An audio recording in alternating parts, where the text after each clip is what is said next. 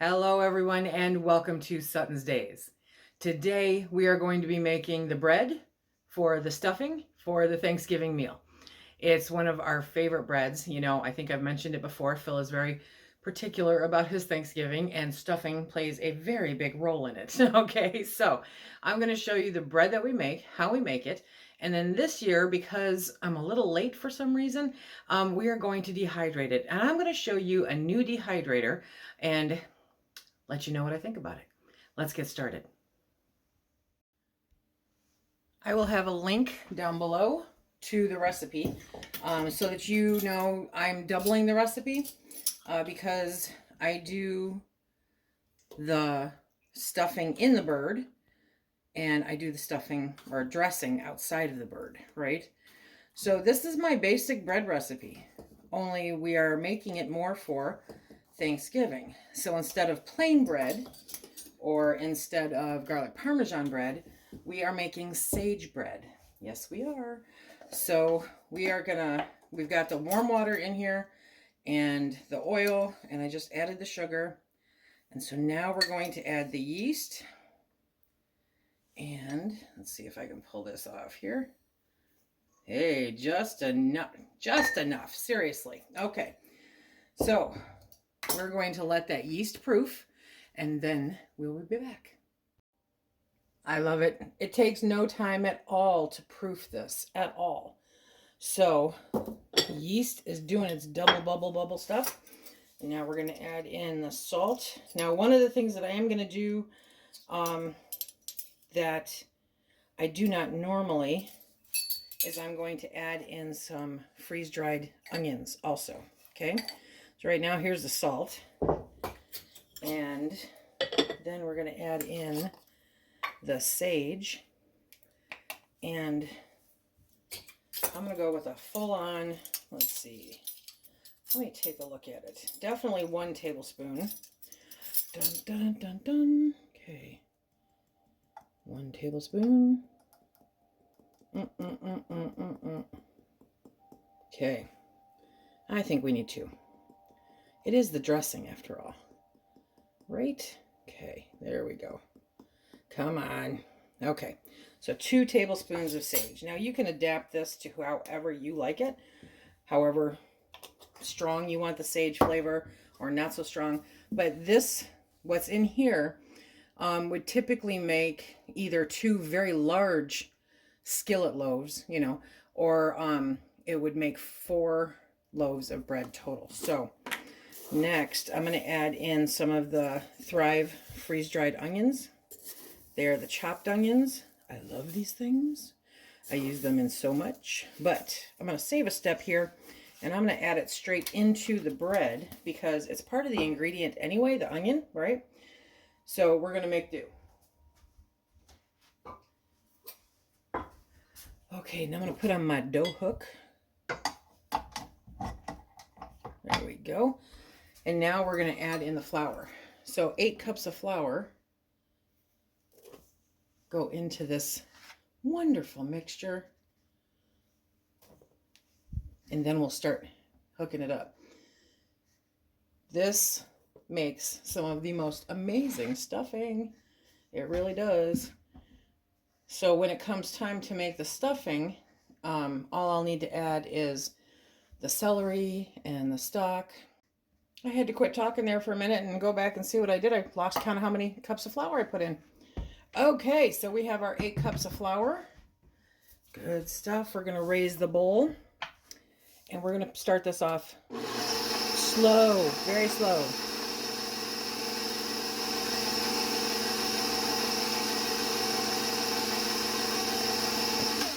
Already, it smells amazing.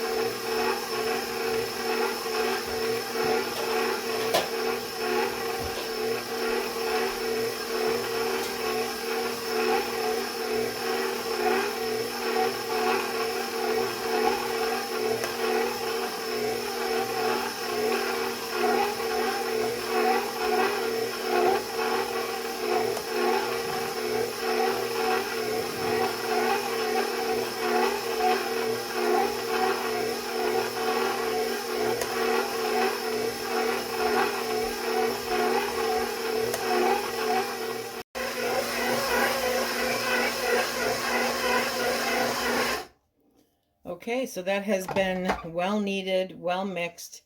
Now we are going to cover it up and let it sit until it doubles in size. It's basically going to overflow this bowl. While we're letting this rise and do its beautiful thing, it's time to get everything else ready. So we're going to preheat our oven to 350 degrees. I'm going to get 2 baking sheets out and I'm going to grease those up because they're going right onto the baking sheet. And I'll show you what I'm doing with that. But time to get everything else ready. Okay, so this has risen very nicely, right? So we're just going to pull this out and divide it in half. It smells heavenly, absolutely heavenly. Okay. Whew, beautiful dough, beautiful. Now with my oven, I can only bake one of these at a time. So I've taken my sheet, my baking sheet, there you go, and I have greased it, okay? And now I'm just going to push out this dough to flatten out over as much of this baking sheet as I can. There we go. Because then it's kind of like having a whole bunch of crust, you know what I mean? Oh, it smells so good with the sage and the onions. Okay, so now I'm going to take this and cover it, and in about 15 minutes, I'm going to put it in the oven and let it rise. And in the meantime, I have to get the other one set up. Yes. Okay, I need more. There we go. So not only is Phil a huge fan of the stuffing, he likes stuffing. I like dressing. I like more the crunchy parts. How about you guys? What's your favorite part of the dressing or the stuffing?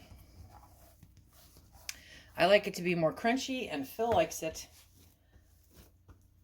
just coming out of the bird. He doesn't care as long as it's coming out of the bird, you know? Okay.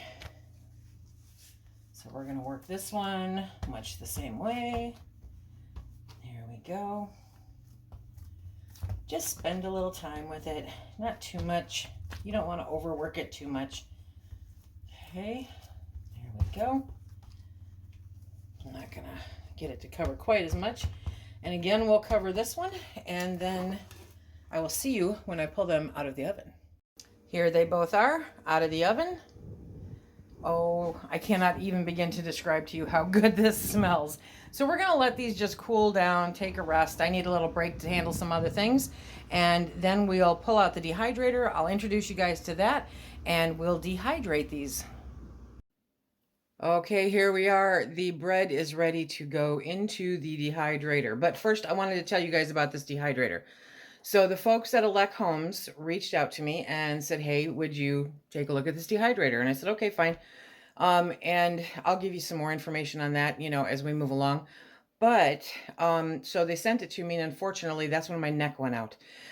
So I'm just now getting around to reviewing this for them. But what fascinated me about this dehydrator is, one, it's metal, okay? Now, I love my Excalibur, right? But it's plastic, and you're paying a lot of money for plastic. This is metal, a digital readout, right? Nice door. I like this door. This excites me a lot. It looks like a nice piece of equipment for the kitchen, in the kitchen, right? It has the digital readout. I haven't set any of that now. I'll do that when we go through it.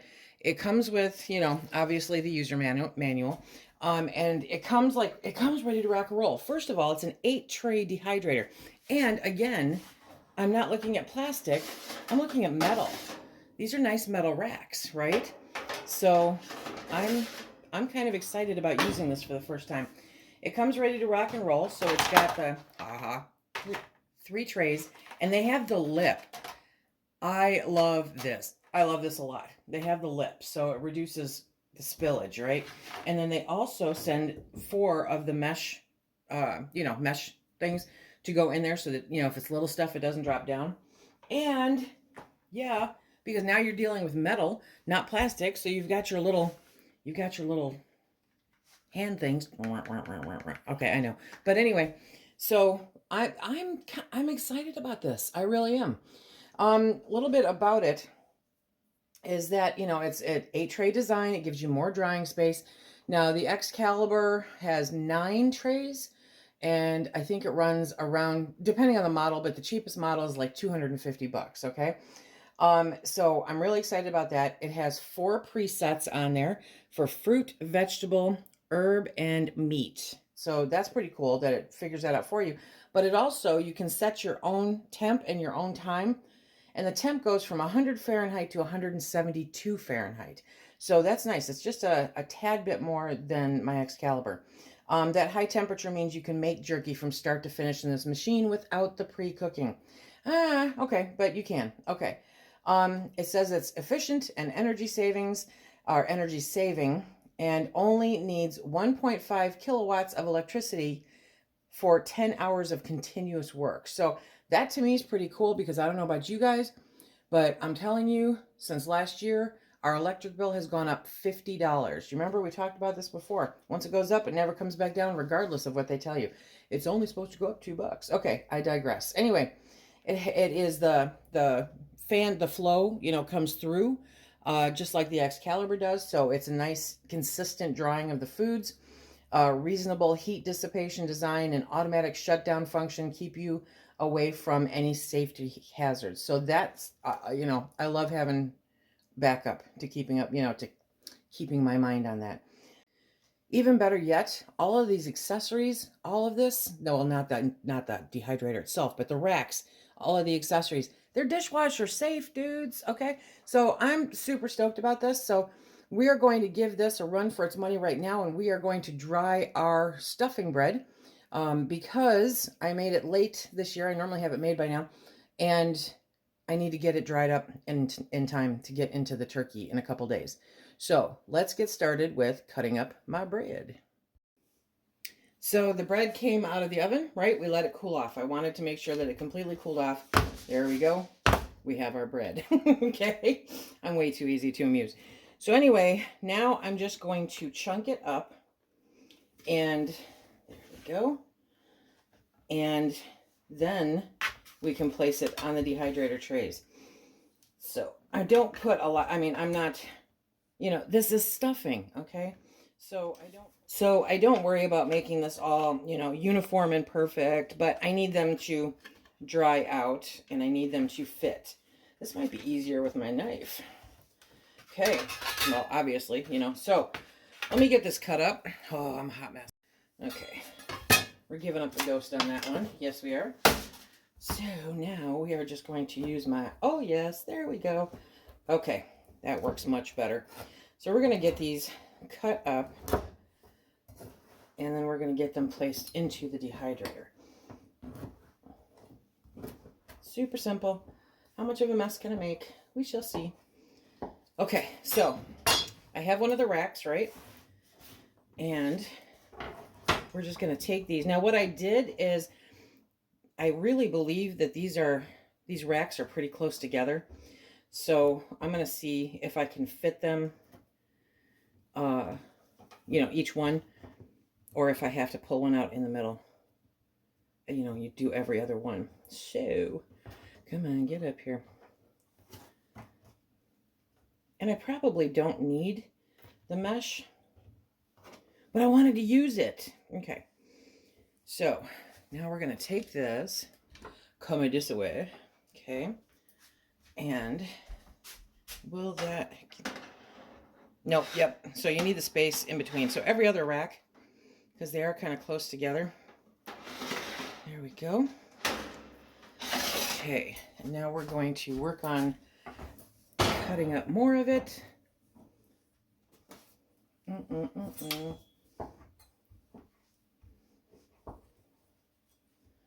we go. And these will crumble really nice when it comes time to make the stuffing. So there we go. Super simple. There you are. Okay. So this one we'll do without, because it's bread, I'm going to end up having to suck out all the crumbs anyway, right? Okay. Well, that's nice. So I can fit, can I fit all of it? We shall see. It looks like I might be able to get both trays of bread into the dehydrator. Bonus! Okay. Well, I can try to squeeze those other ones in there. Let me come around. And now we'll move you this way again. Hi. Okay. There we go. Okay. That's nice. Those little catchers. That I like that. Okay, so we're going to put that one up there. This one up here. Yeah, I might have to do a little rearranging with the racks. But we're going to get these all in. So when I get them all cut up, I'll be back. Okay, so by taking out the very top rack and going every other one, the bread fits in there, and all the bread fits in there, which I'm very, very excited about. That's it. I just read it to make double sure that I wasn't missing something. So you put all your stuff in there, you close the door, you hit the stop start button, right? And then you pick what you want, and then you wait. What does it say? It says you wait for 5 seconds, and it will automatically start. Can you even hear that? My microwave is louder than this. I am very excited about this, you guys.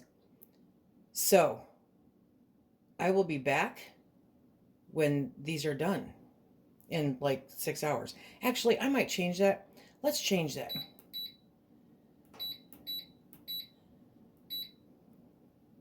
We're going to come back in about 3 hours, okay? There you go. And we'll see how it does. Oh my goodness. I am super excited about this dehydrator. I cannot tell you. It is silent. I mean, it makes no noise. And these are now done. Look at, I mean, just crispy, crunchy. Yeah, check that out. Okay, that's going to make some amazing stuffing. Now, these are warm, which is where these come in handy, right? And we have some awesome breadcrumbs for our stuffing. So, I'm going to get these all emptied out and put away. I'm going to clean out the inside of this, and I'm going to drop a link down below for you guys to check this out.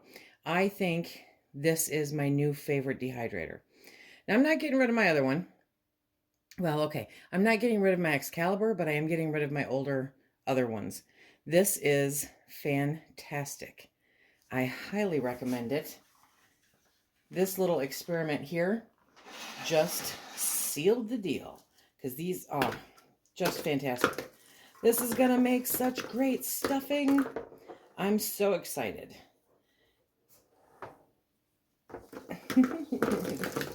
There we go. Okay.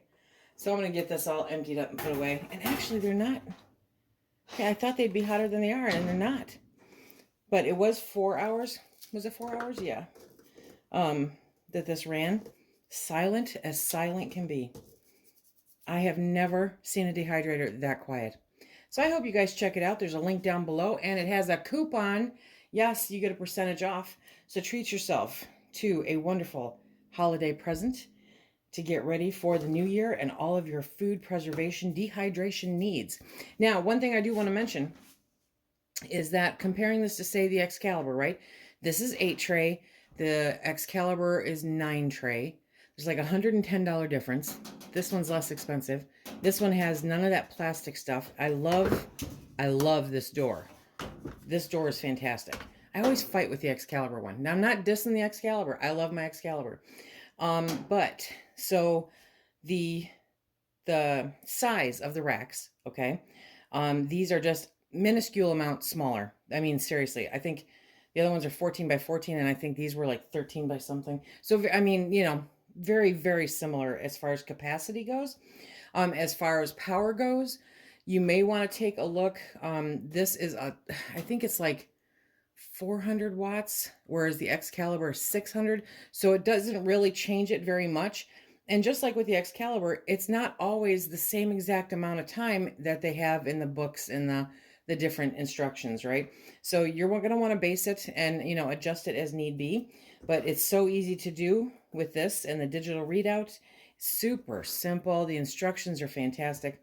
I hope you guys check this out. I hope that you enjoy it. Put it on your holiday wish list, and I hope that somebody gets it for you or that you get it for yourself. Okay, everybody, so this is our holiday stuffing bread. Good stuff. And I hope that you have a fantastic Thanksgiving if you are celebrating here in the U.S. with us. And if not, I hope that you make some stuffing for a turkey or a chicken, whatever the case may be. Just some good dressing, because who doesn't love dressing? Okay, until next time, everybody, be safe.